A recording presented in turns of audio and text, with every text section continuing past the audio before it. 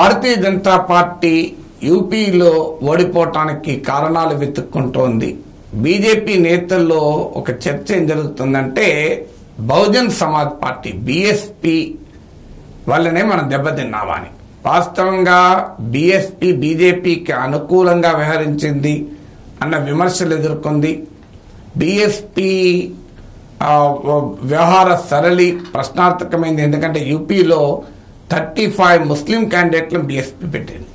35 మంది దళిత అభ్యర్థులను పెడితే ఎవరికి అనుమానం రాదు, కానీ 35 మంది ముస్లిం అభ్యర్థులను పెట్టడం చాలా మందికి అనుమానాన్ని కలిగించింది.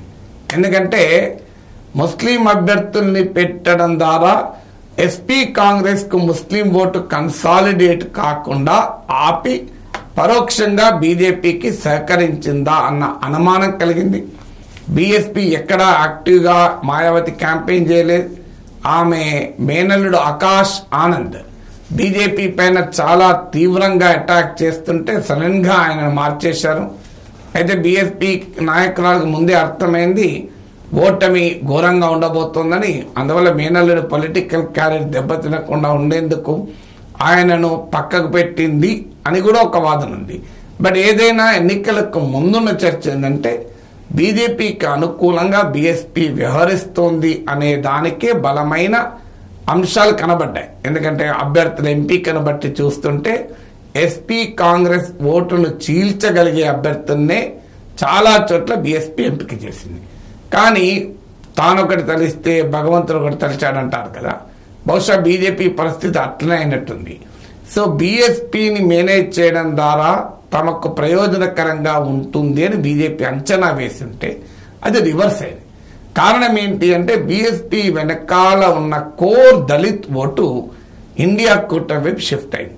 ముఖ్యంగా ఎవరు ఓటు వేసినా ఓటు వేయకపోయినా మాయావతికి జాతవ్ కమ్యూనిటీ వాళ్ళు ఓటు వేస్తూ ఉండేవారు. సో జాతవ్ ఓటర్లు మాత్రం కమిటెడ్గా మాయావతికి ఓటేశారు. ఈ ఎన్నికల్లో జాతవ్ కమ్యూనిటీ కూడా ఓటేలే, కనీసం ఒక్క సీటు కూడా రాలే. లాస్ట్ ఎలక్షన్స్ లో ఎస్పీతో కలిసి 10 సీట్లు బీఎస్పీ తెచ్చుకుంది. ఈసారి ఎస్పీ కాంగ్రెస్ తో కనుక బీఎస్పీ కలిసి ఉంటే మళ్ళీ బీఎస్పీకి 10 సీట్లు వచ్చేది. ఇండియా కూటమి స్వీప్ చేసేది యూపీ. ఉత్తరప్రదేశ్ లో భారతీయ జనతా పార్టీ ఇప్పటికే 62 సీట్లు 2019లో గెలుచుకుంటే 62, 2024 వచ్చే వరకు 33కి పడిపోయినాయి. 29 సీట్లు కోల్పోయింది, 29 సీట్స్. సో 29 సీట్లు కోల్పోవడం ఇంకా బహుజన్ సమాజ్ పార్టీ కూడా ఇటువైపు ఉంటే మామూలుగా ఉండేది కాదు, ఇంకా బీభత్సంగా బీజేపీ ఓడిపోయి ఉండేది. కానీ మాయావతి ఎస్పీ కాంగ్రెస్ తో కలవలేదు. అది కూడా ఆమె బీజేపీ ప్రయోజనాలకు పనిచేస్తుందన్న అనుమానాన్ని కలిగించింది. అయితే ఎస్పీ మాత్రం బీఎస్పీ కలవకపోవడం వల్ల ప్రమాదం ఏమీ లేదని భావించింది. ఎందుకంటే లాస్ట్ ఎలక్షన్ లో కూడా ఎస్పీ ఓటు బీఎస్పీకి ట్రాన్స్ఫర్ అయింది, కానీ బీఎస్పీ ఓటు ఎస్పీకి ట్రాన్స్ఫర్ కాలే. అందువల్ల మాయావతితో పొత్తు పట్ల అఖిలేష్ కూడా అంత ఆసక్తి చూపలే, కాస్త కాంగ్రెస్ చూపినంత ఆసక్తి కూడా చూపలే. ఏదైనా చివరికి ఎస్పీ కాంగ్రెస్ కే ప్రజలు ఎక్కువ సీట్లు ఇచ్చారు, 43 సీట్లు ఎస్పీ కాంగ్రెస్ కూటమికి ఇస్తే బీజేపీ బలం 33కి పడిపోయింది. సో ఇది జరిగిన తర్వాత ఇప్పుడు బీజేపీలో ఆలోచన ఏంటంటే బీఎస్పీ యాక్టివ్ లేకపోవడం వల్ల దళిత్ ఓటు కూడా ఇండియా వెనకాల కన్సాలిడేట్ అయింది. ఆల్రెడీ ఎంఐఎం లాంటి పార్టీలు ఎన్ని వేసినా కూడా ముస్లిం ఓటర్లు ఇండియా కూటమి వెనకాలే కన్సాలిడేట్ అయ్యారు. పైగా దళిత్ ఓటు కూడా ఇండియా కూటమి వెనకాల కన్సాలిడేట్ కావడం ఆ కూటమి బలపడటానికి కారణమైంది.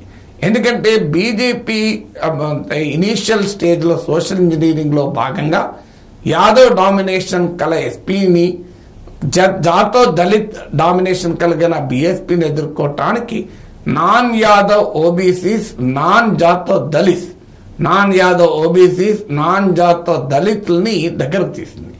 ఇప్పుడు non Jatav Dalit BJP core voters గా ఉన్నారు కనుక మాయావతి వీక్ కావడంతో జాతవ్ దళిత్ బీజేపీ వైపు వెళ్లకుండా ఎస్పీ కాంగ్రెస్ వైపు వెళ్ళినట్టుగా కనబడుతోంది.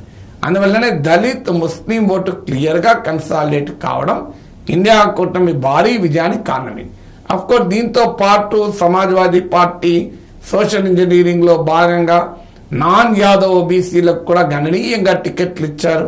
ఆ యాదవులకు కేవలం 5 సీట్లను పెట్టారు, ఈ ముస్లింలకు కేవలం 4 సీట్లను పెట్టారు. అలా ఎంవై ఫ్యాక్టర్ను కూడా దాటి సోషల్ ఇంజనీరింగ్ కూడా చేశారు. సో ఎప్పుడైతే ఈ జాతో ఓటు మాత్రమే కాదు, ఓవరాల్ గా దళిత్ ఓటు కూడా కూటమికి షిఫ్ట్, ఇండియా కూటమి షిఫ్ట్ కావటానికి ఇంకో కారణం కూడా ఉంది. 400 సీట్లు ఇవ్వండి వస్తాయని ఎప్పుడైతే మోడీ చెప్పాడో 400 సీట్లు వస్తే రిజర్వేషన్ రద్దు చేస్తారు అనేది ఇండియా కూటమి ఒక బలమైన అంశంగా జనంలోకి తీసుకెళ్ళింది. ఇది అన్ని ఓబీసీ సెక్షన్ల పైన అంత ప్రభావం చూపకపోయినా దళిత్ ఓటర్ల పైన కొంత ప్రభావం చూపినట్టుగా కనబడుతుంది.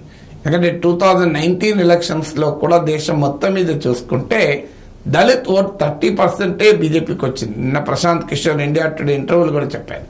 ఇది మరింతగా బీజేపీకి దూరమైంది. అందువల్ల మాయావతి గట్టిగా పోటీలో ఉంటే ఆమె దళిత్ ఓట్ను ఆమె నిలబెట్టుకుంటే ఇండియా కూటమి వైపు ఆ ఓటు షిఫ్ట్ కాక తమకు లాభం అయ్యేది ఇప్పుడు బీజేపీ పునరాలోచనలో పడ్డది. అందువల్ల బహుశా మళ్ళీ బీజేపీ ప్రోత్సాహంతో మళ్ళీ నెక్స్ట్ అసెంబ్లీ ఎలక్షన్లు అన్న టైంకి బీఎస్పీ ఏమైనా పుంజుకునే ప్రయత్నం చేస్తుందో చూడాలి. అందువల్ల ఇలా ఎత్తుగడలు వ్యూహాలు ప్రతి సందర్భంలోనూ అనుకున్న పద్ధతిలో మనం ఆలోచించిన పద్ధతిలోనే ఫలితాలు ఇవ్వవు. కొన్ని సందర్భాల్లో అవి రివర్స్ కూడా కొట్టే అవకాశం కూడా ఉంటుంది.